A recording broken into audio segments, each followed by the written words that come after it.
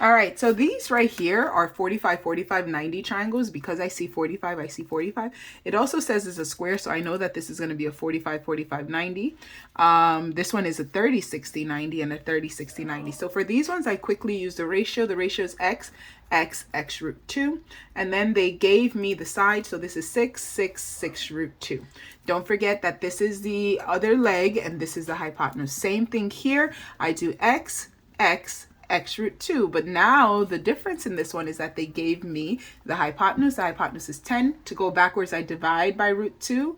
I divide by root 2. When I now simplify this, because I cannot leave root 2 on the bottom, I have to multiply top and bottom by root 2. I get 10 root 2 over 2, but then I divide the 10 and the 2, so I get 5 root 2 for both of the legs. First things first, they said the area of this square is 98. So I know that if this is x, this also has to be x because it is a square. So that means x squared equals 98. Area is length times width, so x times x is 98. So then I take the square root of each side. Now the thing about it is that I try to square root it, I don't get a full number, so I go ahead and break it down. This is 49 times 2. And then I break down the 49 and I get 7 and 7. These two 7s make a large 7, so this gives me 7 root 2. So that's 7 root 2.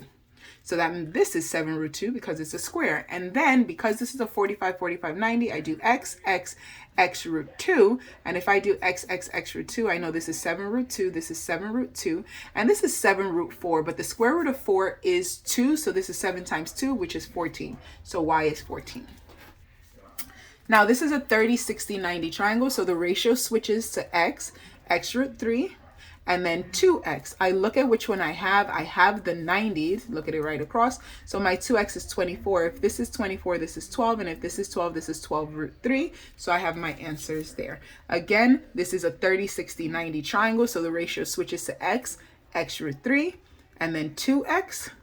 I have the 60 in this case, and the 60 now is 9 root 3, which makes our life a whole lot easier because I divide by root 3. And when I divide by root 3, I just get 9 because it would have been 9 root 3 over root 3. Cancels out to give you the 9. And if this is 9, this is just 18. So we are done.